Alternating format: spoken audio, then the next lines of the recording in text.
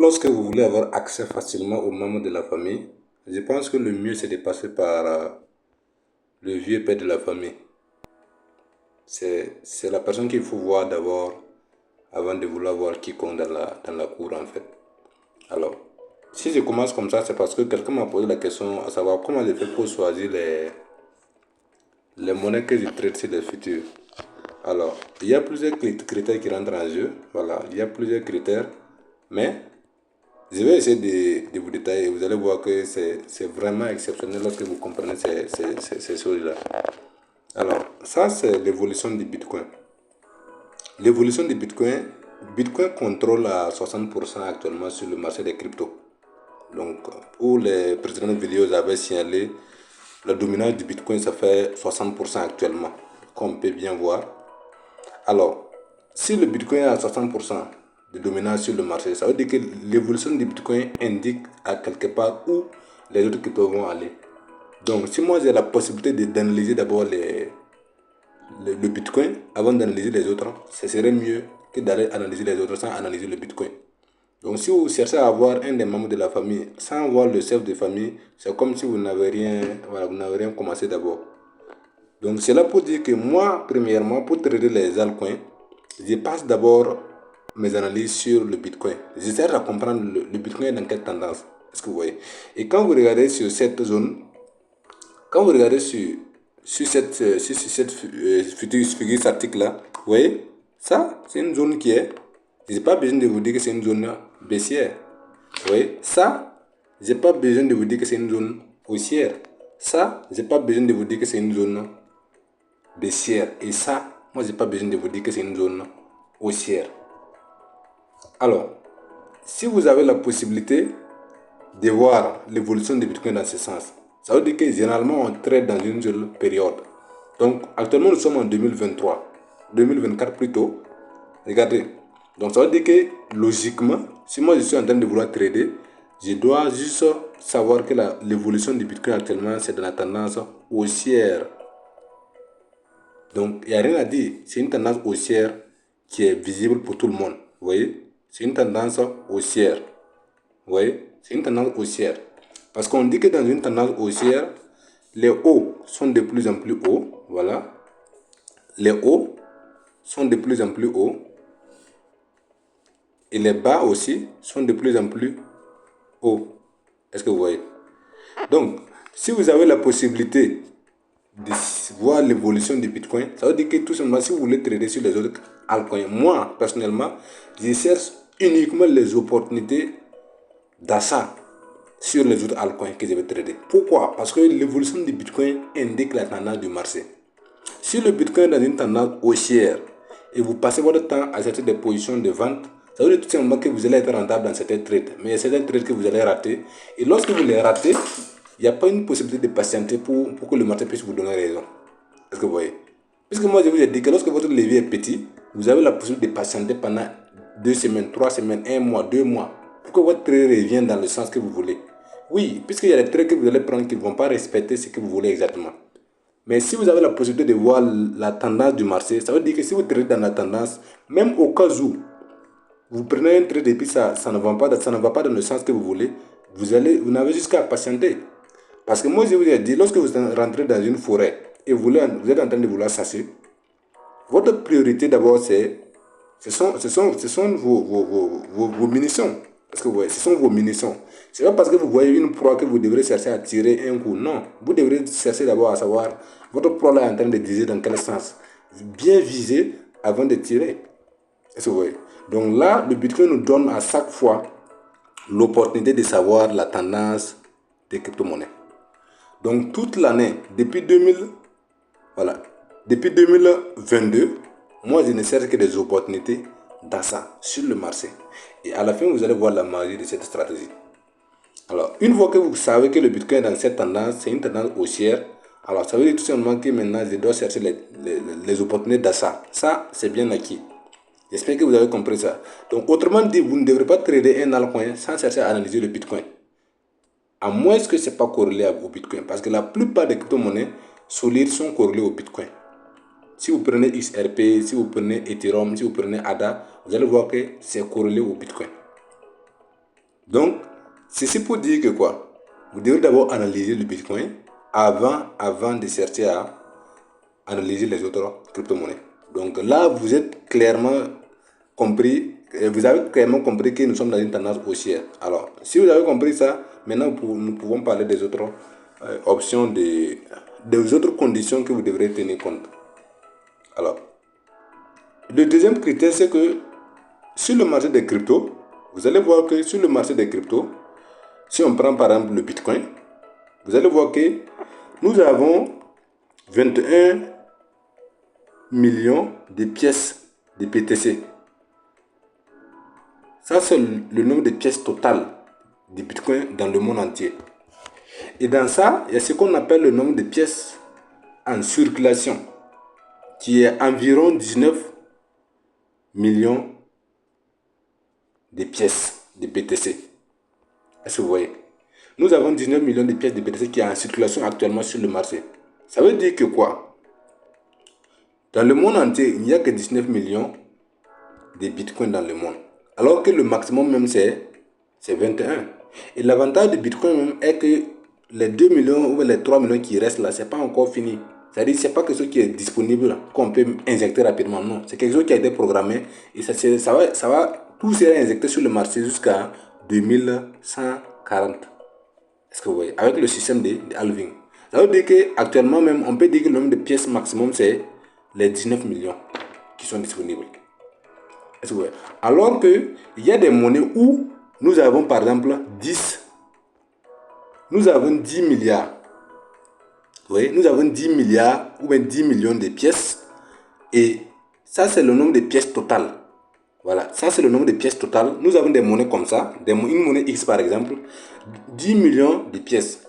Et ce qui est en circulation, c'est juste 2 millions de pièces qui est en circulation. Est-ce que vous voyez? Nous avons 10 millions de pièces totales, maximum. Mais il y a juste 2 millions qui est en circulation. Les 2 millions, ce sont les pièces qui sont disponibles pour tout le monde. Donc autrement dit, il y a jusqu'à 8 millions qui ne sont pas encore disponibles sur le marché. Autrement dit, la plupart de ces monnaies-là, on connaît qui a créé. Donc ce sont ces derniers-là qui ont le pouvoir d'injecter encore. Donc si vous tradez ces genre de monnaies et que l'équipe se lève un jour et puis injecte plus 2 encore, plus 2 millions de pièces, ça fait automatiquement 4 millions de pièces sur le marché. Donc si la monnaie était à 1 dollar, ne soyez pas étonné que la monnaie chute un coup à 0,6 dollars. Pourquoi? Parce qu'on vient d'éjecter 2 millions de pièces sur le marché. Logiquement, ça devrait venir à 0,5. Mais vu qu'il y a des gens qui sont en train de racheter aussi, ça va venir à 0,6, ça va venir à 0,7 et vous ne comprenez pas. Alors que si vous tradez avec un levier de 2, si la monnaie chute à 0,5, si la monnaie est à 1 dollar et ça chute si c'est à 1 dollar, si la monnaie est à 1 dollar et vous payez en achat par exemple et que la monnaie vient chute à 0,5, ça veut dire que vous êtes liquidé. Imaginez maintenant si au lieu de mettre 2 millions, ils viennent, ils mettent jusqu'à 4 millions.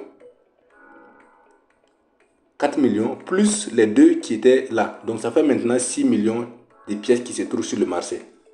Et en ce moment, qu'est-ce qui va se passer? La monnaie va chuter par exemple, quitter de 1 pour venir à 0,4 en quelques heures. Donc vous n'allez rien comprendre. C'est un rouge. Ça va prendre du temps. Ça va se rétablir bien sûr. Ça ne va même pas, tu vois, ça ne va pas dépasser 2-3 jours pour que ça puisse se rétablir. Mais rien que ça, vous êtes liquidé. Donc autrement dit, moi je ne trade jamais les monnaies dont au moins 80% des pièces ne sont pas en circulation. Ça, c'est un minimum pour moi. Pourquoi? Pour que au cas où l'équipe décide, ceux qui sont derrière le projet, au cas où ils décident d'injecter encore des... Faut pas, ils vont être capables de diminuer à plus de 20%, à 15%. Donc ça veut dire que quand c'est à 80%, ça veut dire que les 20%, c'est eux qui ont le pouvoir sur ça. Et en ce moment, qu'est-ce qui se passe? Ils peuvent décider d'injecter 10% ou bien vendre ce qu'ils ont ici. Ce qui est sûr, ils ne pourront pas manipuler plus de 25% environ. Généralement, il peut, dans les 80, là, il peut avoir 10% ou il peut avoir 20%. Mais il ne peut pas vendre dans les 80, là, 20 et puis encore vendre ici 20. Non. À ce moment, il ne pourront pas. Je ne sais pas si vous comprenez ce que je suis en train de vous dire. Donc, autrement dit, vous devrez traiter les monnaies dont au moins 80% des pièces sont en circulation. 80%. au moins supérieur ou égal à 80%, le nombre de pièces en circulation. Donc ça, c'est un critère que je ne dis à personne généralement. Voilà. Mais comme vous posez des questions, il faut que je vous réponde de façon franche. Regardez. Je vais vous montrer les exemples sur les monnaies. Voilà, ça c'est CoinMarketCap, l'application où vous pouvez trouver ces données-là. Vous voyez ici, nous pouvons chercher une monnaie par exemple. On va prendre l'exemple palpable qui est le Bitcoin. A priori d'abord, voici le Bitcoin qui est à 94 500 $. Regardez. Vous voyez, nous sommes à combien? Nous sommes à offre en circulation. Regardez, nous sommes à offre en circulation à combien? 19,79 millions de bitcoins qui est en circulation. Regardez l'offre totale. Donc vous voyez que c'est pratiquement la même chose. Donc ici, il n'y a pas quelqu'un qui peut manipuler le bitcoin jusqu'à ça va chuter à 50%, ça va chuter à 30%, 40% en une journée. Il n'y en a pas. À moins qu'il y ait une mauvaise nouvelle et tout le monde, tous ceux qui décident, tous ceux qui en ont, décident de vendre. En ce moment, le bitcoin va aussi plonger. Quand il y a la panique. Mais regardez bien, l'offre totale, offre maximum plutôt, c'est 21 millions de bitcoins. Donc ça veut dire qu'il y a 2 millions ou 1 million et quelques qui reste encore, mais qui va prendre du temps avant de venir sur le marché. Donc ça veut dire que le bitcoin est bien propice à la stratégie que moi je suis en train de vous enseigner. Je ne sais pas si vous arrivez à comprendre. Et là aussi, si vous remarquez, bitcoin est numéro 1. Donc tout ça, ça soutient que c'est vraiment le las quoi, pour trader avec la stratégie là. Mais il y a d'autres monnaies encore qui ont ce potentiel là. Voilà. Donc là, à partir de là, regardez, si je cherche les monnaies que j'avais fait les vidéos, j'avais fait quelle monnaie? Je pense que j'avais KSM. Voilà. Il suffit que je viens ici, je clique, je cherche KSM. Voici, Kusama. Donc d'abord, si vous regardez, vous voyez, si vous regardez, vous allez voir, nous sommes à combien d'offres en circulation, c'est combien? Regardez, offre en circulation. Nous sommes à 15 740 000 millions de pièces. 15 millions, environ 16 millions de pièces en circulation. Alors que l'offre totale même là, regardez. Vous voyez que c'est pratiquement la même chose. Donc autrement dit, cette monnaie-là, je peux la trader sans m'inquiéter parce que ce qui est en circulation, c'est l'offre totale. Donc il n'y a pas quelqu'un qui va détenir jusqu'à 50%, 40% pour influencer le marché un coup. C'est presque impossible. Je ne sais pas si vous comprenez. Et là maintenant, regardez aussi la capitalisation. Il y a 315 millions de dollars sur cette monnaie. Et regardez le nombre de transactions en 24 heures. Jusqu'à 22 millions de dollars qu'on a effectué des transferts sur cette monnaie. Donc autrement dit, c'est solide. Voilà. Selon mes critères, c'est solide. Et vous allez voir qu'il n'y a pas d'offre maximale. Mais je ne m'inquiète pas parce que ce sont des monnaies qui ont déjà fait au moins 3-4 ans. Regardez. KSM existe depuis combien? Voilà, un mois. Voilà. Regardez. KSM existe depuis 2020. Ça fait depuis 4 ans. Voilà. Si c'était moi, vous allez voir que ça ne bouge plus. Ça ne bouge plus. Mais actuellement, ça bouge toujours. Donc, ça, c'est le deuxième critère. Choisissez les monnaies dont le nombre de pièces en circulation sont supérieurs à 80% pour trader. Donc, après ça, il y a Gala aussi. Gala, qui est 81e sur la pièce et sur la liste des cryptos. Vous voyez, Gala, regardez. Déjà, vous voyez, on a plus de 1 milliard de dollars sur cette monnaie. 1 milliard de dollars. Bien liquide. Il y a le nombre de pièces totales. Vous voyez, ça fait 37 milliards de pièces qui est en circulation. Mais le nombre de pièces en circulation est jusqu'à 35 milliards. Donc, vous savez bien que ça dépasse 80%. Donc, ce sont des critères à bien regarder avant de vous engager sur ces trades-là. Regardez bien ici. Nous avons presque 200 millions de dollars de transactions en 24 heures. Donc, vous savez, là, il n'y a rien à dire. C'est le top. Il est 81e sur la liste des cryptos. C'est bien solide. Après ça, il y a quoi encore? Je crois qu'il y a voilà, ING. Ouais, c'est ENJ, voilà, ENJ, voilà, un coin, vous voyez. On va encore voir, regardez. Vous voyez, nous sommes à combien? L'offre totale, c'est 1,85 milliard de pièces. Alors que l'offre en circulation est à 1 milliard, 1,77 milliard. Donc vous savez que ça dépasse 80%. Ce sont des critères très essentiels à tenir compte. Voilà. Par contre, je vais peut-être choisir une autre monnaie où vous allez voir la différence. Des monnaies solides, mais vous allez voir la différence en fait. Voilà. Vous allez voir la différence. Si je choisis par exemple FIL, une monnaie que j'adore bien, mais qui ne respecte pas les conditions. Voilà. Nous sommes à combien? Nous sommes à 4 dollars par pièce. Voilà. Voilà, ça a déjà fait plus de 4 ans, sûrement. Mais quand je viens, regardez ce qui se passe. Je ne sais pas si vous voyez ce que je vois. La capitale et l'offre en circulation. Non, on va d'abord dire l'offre totale est presque 2 milliards de pièces. 2 milliards de pièces qui est l'offre totale. Alors que ce qui est en circulation, c'est juste 600 millions. Donc si vous prenez 600 millions fois 2 même, si vous faites fois 2, ça fait environ 1,2 et 600 millions fois 2, ça fait 1200 milliards. Voilà. Ça fait 1200 milliards. Je ne sais pas si vous voyez ce que je veux dire. Donc ça veut dire que même ce qui est en circulation, ça ne vaut même pas, ça ne dépasse même pas 30%. Ça ne dépasse pas 30%. Alors si vous tradez ça, c'est bien solide. Il y a jusqu'à 8 milliards de pièces. Mais le jour qu'ils vont décider d'augmenter ça, le jour qu'ils vont décider d'augmenter ça à jusqu'à 1 milliard de pièces, vous allez voir que la monnaie va quitter de 4 par exemple pour venir à 2 ou bien à 2,2 comme ça, et puis avant de remonter. Donc si vous êtes sur ce trade là en ce moment, vous allez voir que vous avez une chance d'être liquidé, parce que quand ils vont exécuter, les gens ne vont rien comprendre. Donc quand ça commence à chuter, tout le monde commence à vendre, et à ce moment ça va encore prolonger peut-être. Donc j'espère que vous comprenez bien ce que je suis en train de dire. Donc c'est bien liquide, voilà, c'est bien liquide, et c'est même 43e sur la liste, mais ça ne respecte pas les conditions. Voilà. J'espère que vous comprenez bien cette partie. Encore plus, c'est pas fini. Regardez. Quand vous regardez, généralement, à partir de cette date, à partir du 2 janvier, vous allez voir que, voilà, à partir du 2 janvier 2023, voilà, le 2 janvier 2023, à partir de là, voilà, 2 janvier 2023,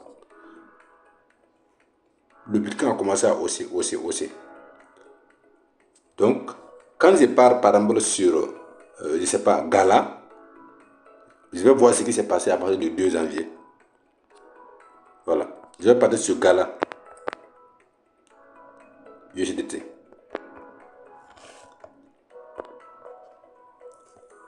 Vous voyez? Donc, je ne sais pas si vous voyez ce que je vois là. Regardez le 2 janvier. Le même jour que le Bitcoin a commencé à hausser, Gala aussi a commencé à hausser. Donc, ça veut dire que cette monnaie a une forte probabilité de suivre la fois de Bitcoin.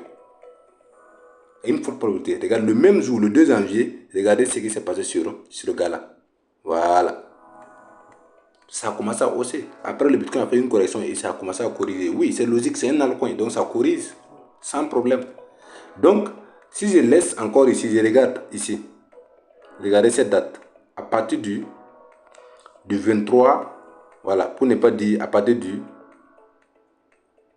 cette date, à partir du 16 octobre, regardez ce qui s'est passé sur, ça a commencé à oser ce gars-là. Donc on va voir sur le Bitcoin.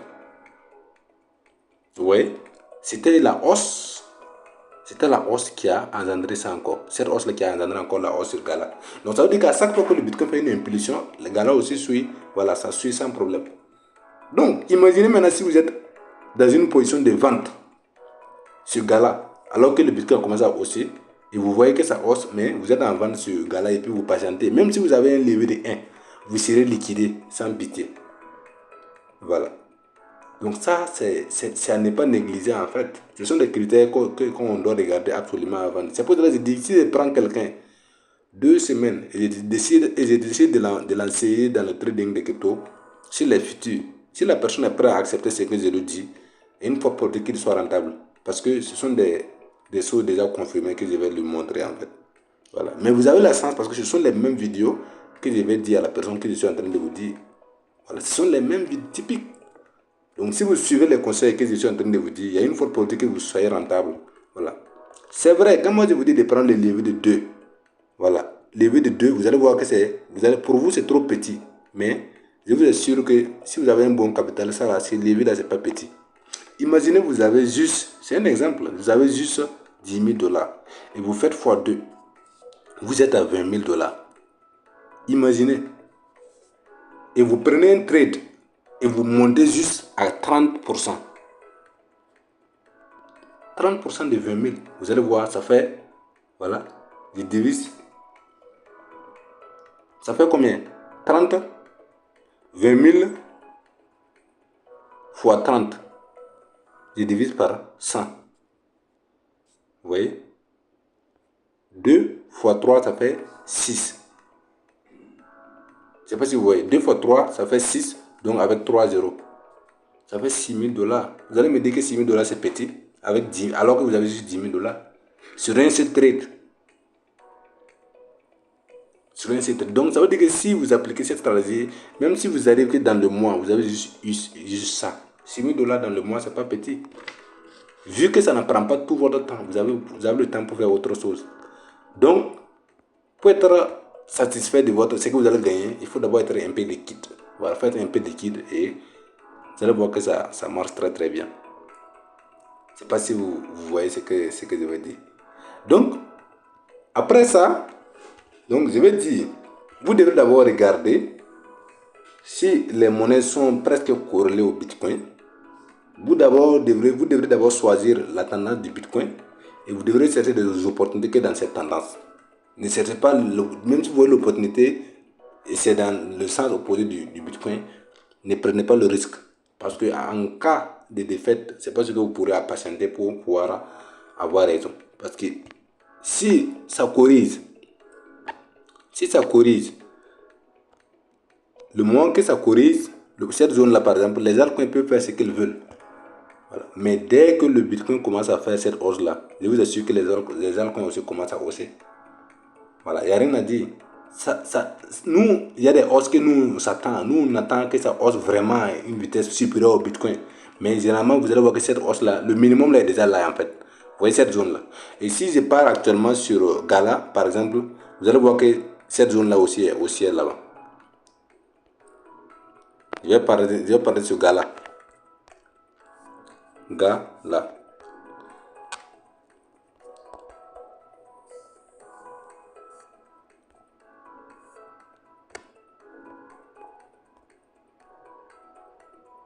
Voilà.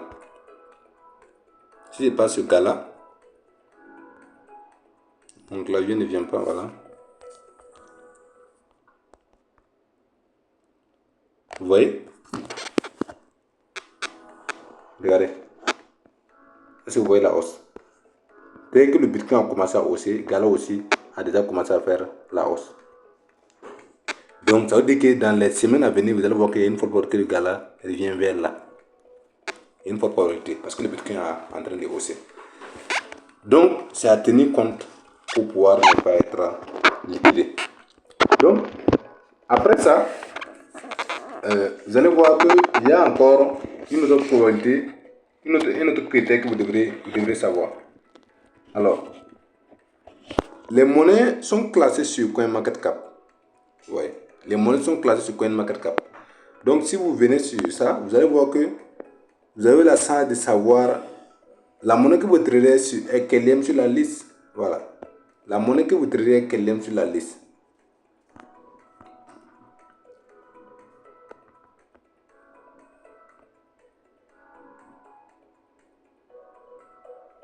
Voilà. Regardez, dans le top 100, vous voyez le top 100. Pour moi, trader des monnaies sur cette liste-là est mieux que d'aller au-delà. Pour moi. Voilà. À moins que vous n'ayez pas vraiment des opportunités sur ça. Sinon, dans le top 100, ce sont des monnaies qui sont a priori liquides. Donc, trader sur ces monnaies-là, vous choisissez une de ces monnaies et puis vous commencez à analyser. Pour moi, c'est mieux que d'aller au-delà. Voilà. Même au top 200, toujours pas mal. Voilà. Même au top 500, toujours pas mal. Voici, au top 500. Mais si vous partez au-delà des top 500, je ne suis plus responsable de ce que vous allez subir. Je ne suis absolument pas responsable parce que à partir de là, vous allez voir que c'est des monnaies qui ne sont pas liquides, donc c'est des monnaies qui ne sont pas sérieuses, tout ça. Donc, a priori, choisissez sur cette liste-là. Voilà, choisissez sur cette liste-là et vous allez voir que ça serait mieux. Voilà. Toutes les monnaies que j'ai choisies, je pense qu'ils sont sur cette liste. Gala est dans cette liste, je pense. Voilà. J'espère que vous comprenez. Donc, choisissez dans le top 500, top 100 si possible. Après top 100, si c'est pas vous trouvez que c'est déjà top 200. Après top 200, si vous trouvez que, mais maximum top 500. Oui, top 500 parce que nous avons tellement de cryptos. Voilà, nous avons tellement de cryptos. Je sais pas, on est à combien même actuellement. D'habitude, on avait l'habitude de savoir le nombre de cryptos qui se trouvent sur le marché. Voilà. On est à plus de 20 000, hein. On a plus de 20 000 cryptos sur le marché.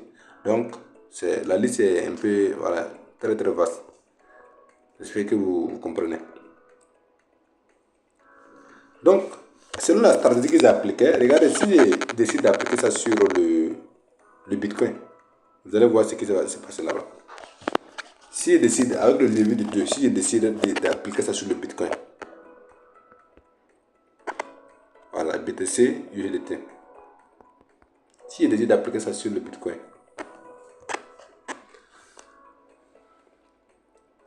regardez ce qui se passe. Ça, c'est mes analyses, ce sont mes actions analyses. Donc, moi, j'ai dit, il faut toujours trader dans le sens de la tendance. Donc, ça veut dire que si moi, j'allais trader, toute cette zone-là, moi, je cherche que des opportunités d'achat. Donc, qu'est-ce qui se passe? Moi, une fois que je suis à partir de là, en allant, si moi, je vais trader, je vais chercher des opportunités d'achat. Des opportunités d'achat. Et si par exemple le Bitcoin a fait ça, et puis après ça a fait cette capsule-là, alors correction ici, moi je vais rentrer en achat. Ça, il n'y a rien à dire, clair et net, je vais rentrer en achat parce que le Bitcoin a corrigé au moins 50%. Et si je rentre en achat ici, regardez ici, on est à presque combien? 25 000, 26 000. Avec une levée de 2, pour être liquidé, il faut que le Bitcoin revienne jusqu'à combien? 26 000. Il faut que le Bitcoin revienne jusqu'à 13 000 pour que je sois liquidé. Il faut que le Bitcoin revienne à 13 000 pour que je sois liquidé. Mais 13 000 même là, moi, ça m'arrange parce que ça devient une opportunité. Donc, vous voyez que c'est presque impossible pour que vous soyez liquidé. Presque impossible. Donc, ça veut dire que si moi j'avais 1000 $ et je vais holder le Bitcoin, je préfère aller sur Futur pour pouvoir faire lever de 2. Et puis, je vais être 2 fois rentable que celui qui a holdé ça. Voilà. Et là même, regardez, si moi j'avais payé ici, et là maintenant c'est en train de monter, peut-être même si ça arrive à mon prix ici, peut-être que si ça arrive ici, je vais dire que je vais vendre. Et si je vends, vous allez voir que c'est encore quand ça va monter, après la correction là, ici, que je vais peut-être tenter de payer.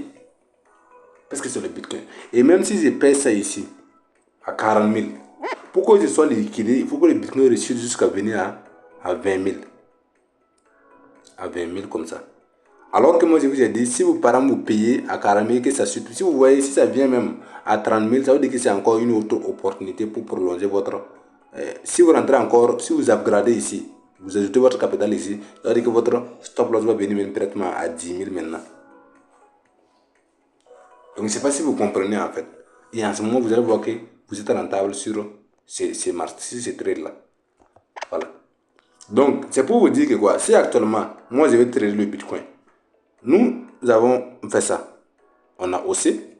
Tout est visible ici qu'on a cassé.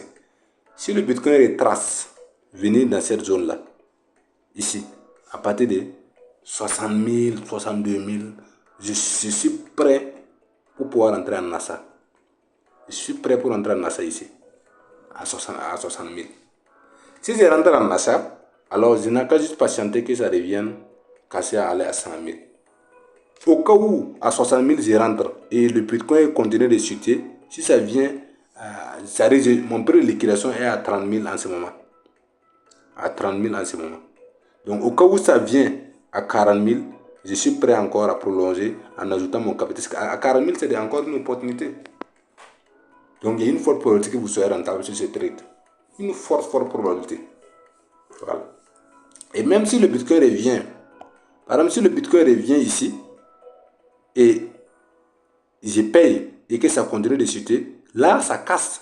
Ça prouve qu'entièrement, on est en train d'annoncer une tendance baissière qui s'annonce. En ce moment, qu'est-ce qui se passe? Même si moi j'ajoute à 40 000, si moi j'essaie d'ajouter mon capital, vous allez voir que le Bitcoin va d'abord faire une correction. Une correction, soit brutale. Si ça fait une correction brutale, là, ça prouve que on va continuer. C'est juste une prise de liquidité. Mais si la correction est là, alors moi, je vais juste laisser, quand je serai à positif dans cette zone-là, ou bien dans cette zone-là, et je vais maintenant vendre. Je vends pourquoi? Parce que j'avais upgradé ma position à ce niveau. Donc, à partir de là même, je suis déjà positif. À partir de là, je suis déjà positif. Donc, je sors carrément mon capital de trading et puis je laisse. Si ça continue, alors je suis rentable. Si ça rechute, alors même si je suis liquidé, tant mieux. Parce que j'avais déjà récupéré mon capital. Ce marché-là est très complexe, mais lorsque vous comprenez, c'est simple à gagner de l'argent là-dessus. J'espère que c'est un peu clair pour vous.